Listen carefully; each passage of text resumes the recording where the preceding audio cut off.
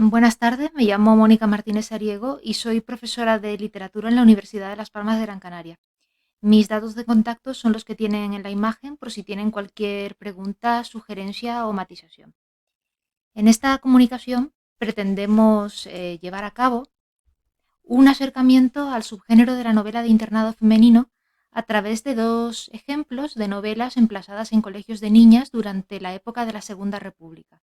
Sería en el colegio y secundariamente Celia y sus amigos, ambas de Elena Fortún, y Escribo tu nombre, de Elena Quiroga. Un total de 33 años separa a estas obras en el tiempo de redacción, 1932 frente a 1965, pero las dos relatan, desde perspectivas diversas, una misma experiencia, la estancia de sus respectivas protagonistas en un internado femenino durante los convulsos años de la Segunda República. La hipótesis que planteamos es que Elena Quiroga, autora de la generación realista de los 50 y 60, reformuló en Escribo tu nombre, novela destinada a un lector adulto, el género de la novela de internado femenino con el referente claro de Celia en el colegio, de Elena Fortún. El subgénero de las novelas de colegios femeninos se ajusta, en líneas esenciales, a la estructura del Bildungsroman, pues la niña o adolescente protagonista experimenta acontecimientos vitales clave para su desarrollo personal. El subgénero surge por la importancia que tuvieron en la vida real de varias generaciones de mujeres las estancias en internados como los descritos en las novelas y aflora, lógicamente, en todos los ámbitos geográficos y culturales occidentales, si bien descuellan los ejemplos anglosajones.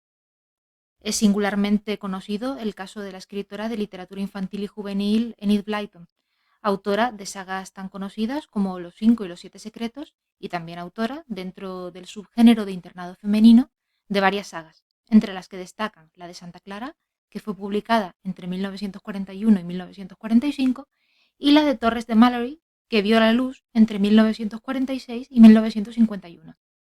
En la literatura hispánica no tenemos el amplio y variado corpus que existe para la literatura en lengua inglesa, cuyos orígenes, los orígenes de este subgénero, se remontan al siglo XIX. Pero existe también en la literatura hispánica una interesante tradición. Este subgénero de novela ha sido bien estudiado por Espeleta Aguilar, que evidentemente ha otorgado a Shelia en el colegio, como no podía ser menos, el carácter de texto seminal. Celia, en efecto, es uno de los personajes de la literatura infantil y juvenil española más relevante de todos los tiempos.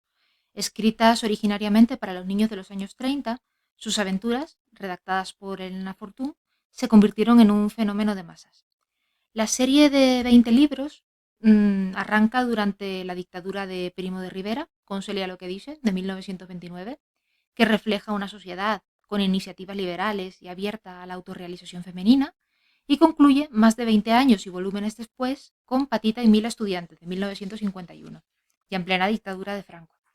El personaje sortea la guerra civil y los bandazos ideológicos de esta época de la historia reciente de España, sobreviviendo dentro de lo posible como una niña divertida e inconformista, a pesar de la censura y de la fuerte presencia de la religión en la vida cotidiana. Ahora bien, hay un importante periodo de su vida que se nos escamotea. Los 5 primeros libros de la serie abarcan su vida desde los 7 hasta los 9 o 10 años. Justo en ese momento, Celia, a quien su padre conmina a madurar y dejar de lado las chiquilladas, cede el testigo de la narración a su hermano Cuchifritín. Nos priva así de la descripción de su despertar sexual y de los cambios fisiológicos asociados, como la llegada de la menstruación o el crecimiento de los senos. Cuando reaparece como protagonista en Celia Madresita en 1939, tiene ya 14 años y al lector le resulta totalmente irreconocible el personaje. Toda huella de rebeldía se ha esfumado y ejerce ahora de ángel del hogar. Debido al fallecimiento de su madre, ha de convertirse en ama de casa y cuidar de sus hermanas, lo que la obliga a abandonar sus clases en el instituto y su aspiración de ser bibliotecaria. Eran otros tiempos y ni la censura ni el público general habrían aceptado a una heroína adolescente tan rebelde y crítica con la autoridad como fue la Celia de 7 a 10 años. Los dibujos que ilustran los sucesivos volúmenes de la serie traslucen también la evolución del personaje. En los primeros números, ilustrados por Molina Galén, Celia se caracteriza por su dinamismo, su movilidad. Es como la República, vibrante, joven y emprendedora. También recuerda a la nueva mujer. Ambas viven las contradicciones que surgen al intentar crear un mundo moderno y mejor en el seno de una realidad conservadora, la de la educación religiosa para niñas en el caso de Celia. Ahora bien, los dibujos de Gori Muñoz, que ilustran Celia y sus amigos, de 1935, manifiestan ya el cambio que se confirmará en Celia Madresita. Aunque emparentadas con las de Molina Galén, las ilustraciones de Muñoz revelan una perspectiva más conservadora. La Celia de Muñoz lleva zapatos de tacón, aparece menos en escena y cuando lo hace carece del dinamismo de su predecesora. Sus ojos son más pequeños también y a menudo están cerrados o miran al suelo en actitud modesta. De ese modo se limita su movilidad y su visión. Sea como fuere, estas dos novelas, emplazadas en colegios de la Segunda República, Celia en el colegio, de 1932, y Parte de Celia y sus amigos, de 1935, se convierten en la matriz autóctona del género de novela de internado femenino para los novelistas de décadas posteriores.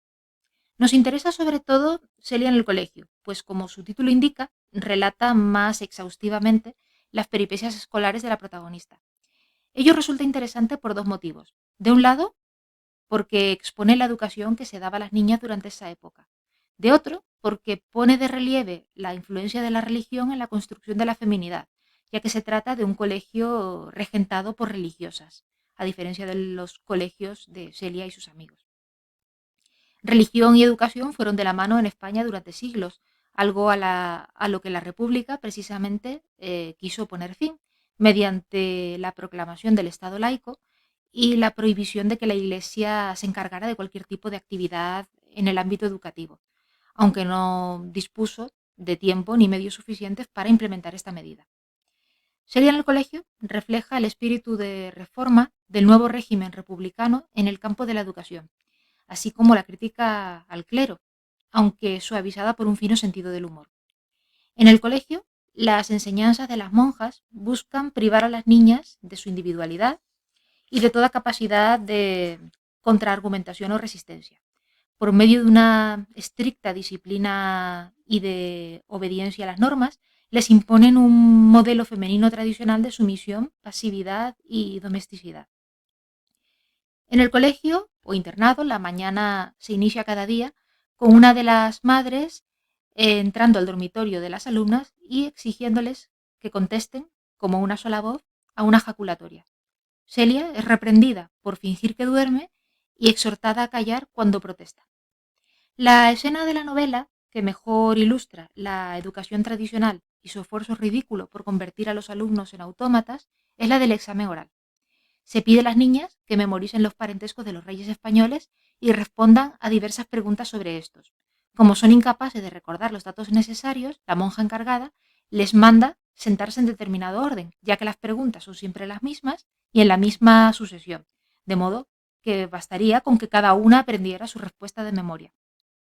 El plan queda frustrado cuando la madre superiora empieza a hacer las preguntas en el sentido inverso al que acostumbraba y se genera, por tanto, una situación cómica en que ninguna de las respuestas es correcta.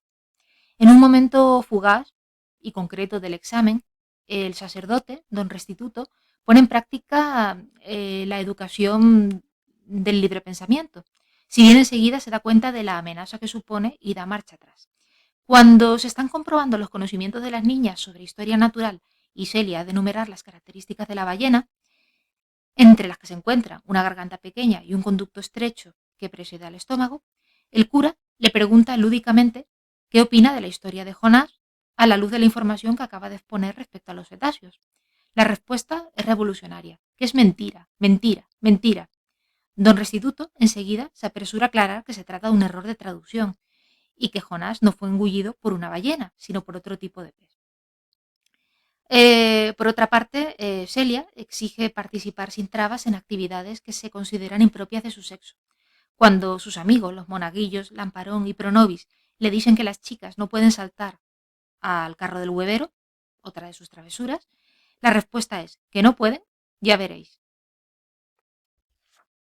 Por otra parte, Celia también se niega a aceptar el espacio cerrado en el que se quiere recluir a la mujer, y de ahí sus múltiples evasiones a la torre de la iglesia, a la bodega, a otro pueblo, desde el cuarto de costura. Celia no asume el modelo del ángel del hogar, ni se comporta como un ángel, ni gusta de los espacios cerrados. Por el contrario, es a menudo equiparada al diablo por las monjas y el cura. Esta diablota no nos va a dejar vivir. Tiene usted el demonio en el cuerpo. Eres el diablo, muchacha. Son citas literales de la novela.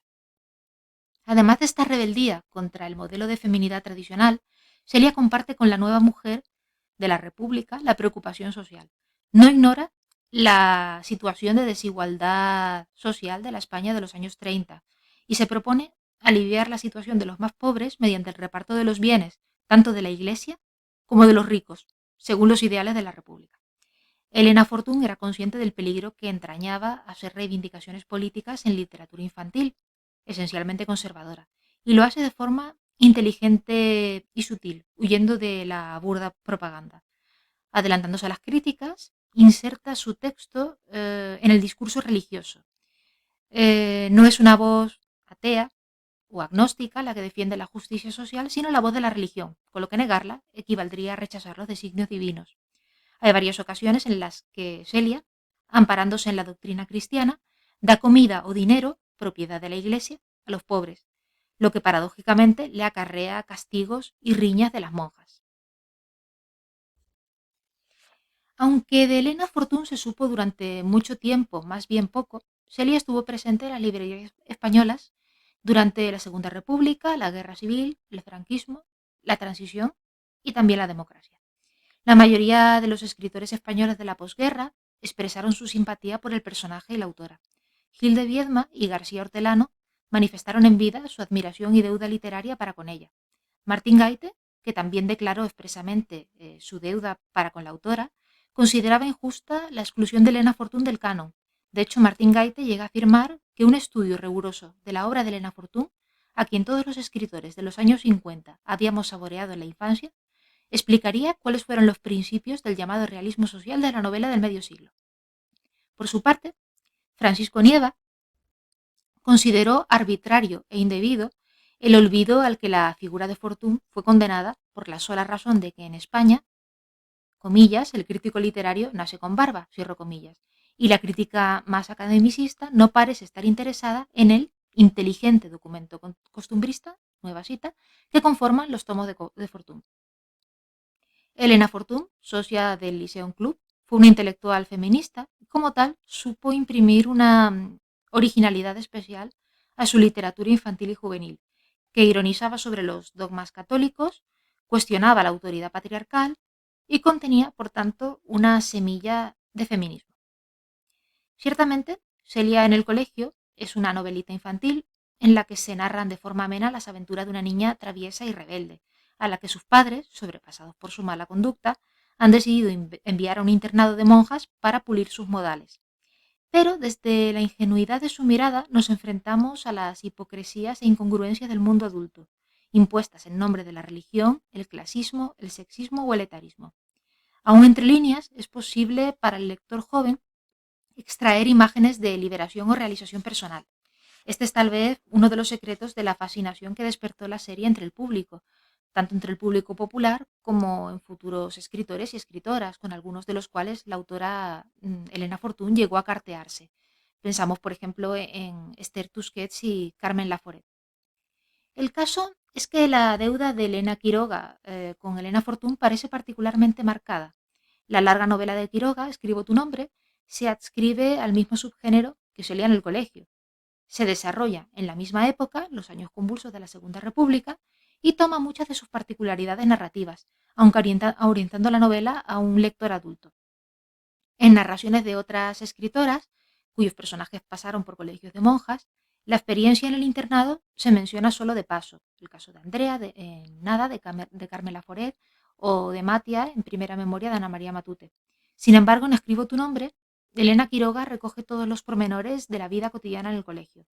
Se trata probablemente del retrato más completo de la paralela experiencia femenina en toda la literatura hispánica moderna, en palabras de Sadlin, su editora. Por eso, en esta comunicación, hemos decidido abordar monográficamente el vínculo de esta novela con el subgénero de la novela de internado y particularmente con Celia en el colegio. En Escribo tu nombre asistimos al coming of age de Tadea, una niña huérfana internada en un colegio religioso, sobre el trasfondo de la agitación social de los años que preceden a la guerra civil.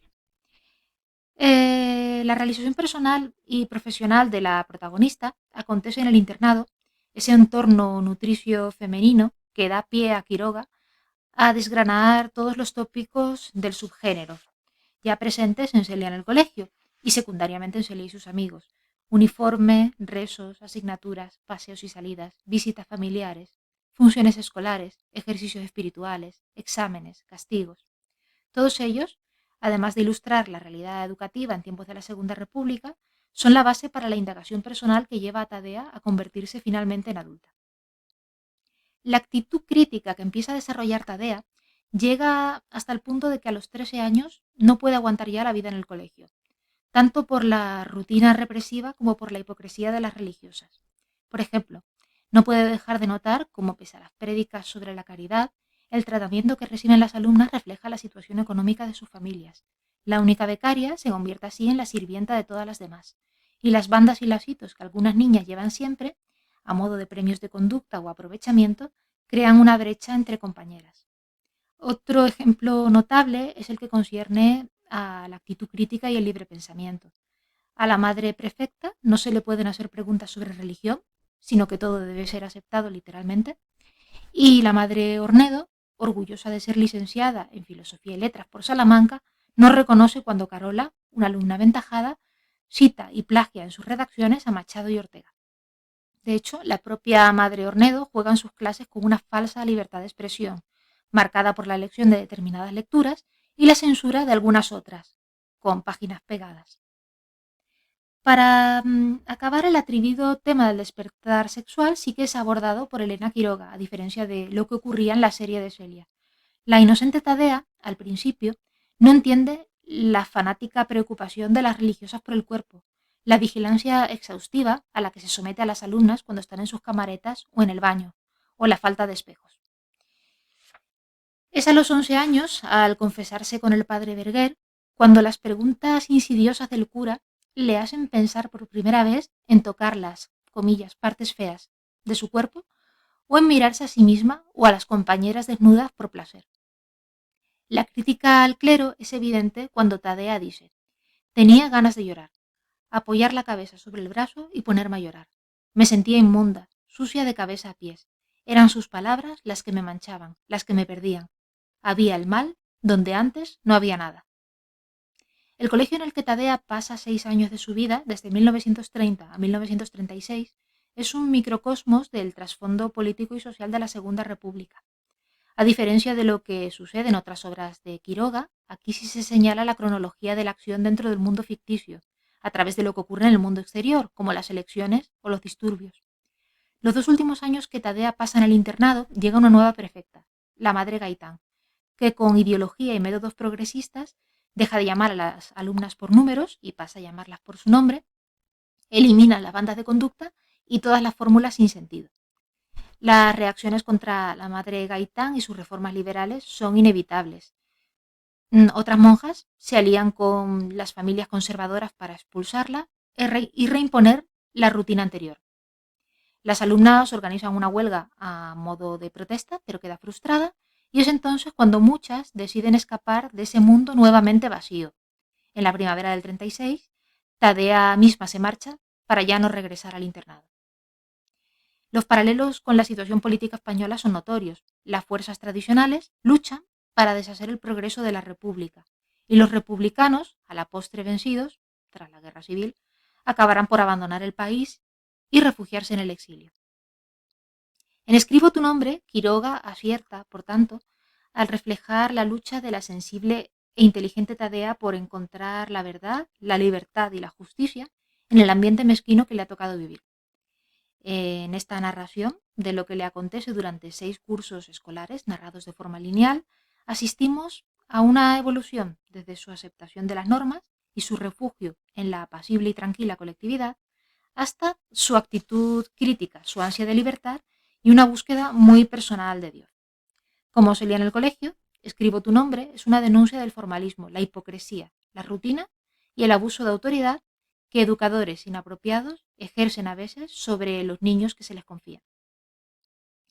Creemos, en definitiva, que dentro del subgénero de la novela de internado femenino, la lectura comparada de estas dos novelas, Se lía en el colegio y Escribo tu nombre, puede resultar especialmente fructífera, tanto como ejemplo de las representaciones literarias de internados femeninos de la Segunda República, como para ilustrar desde la perspectiva de la teoría de los polisistemas el trasvase de motivos, ideas y estructuras entre formas literarias que, como la literatura infantil y la literatura para adultos, no suelen estudiarse conjuntamente.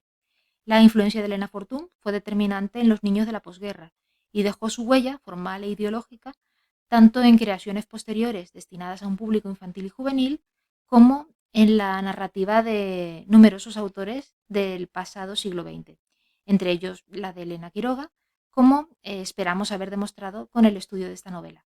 Muchas gracias por su atención y esto es todo. Si tienen cualquier duda, apreciación o pregunta, tienen mi correo al comienzo de la presentación.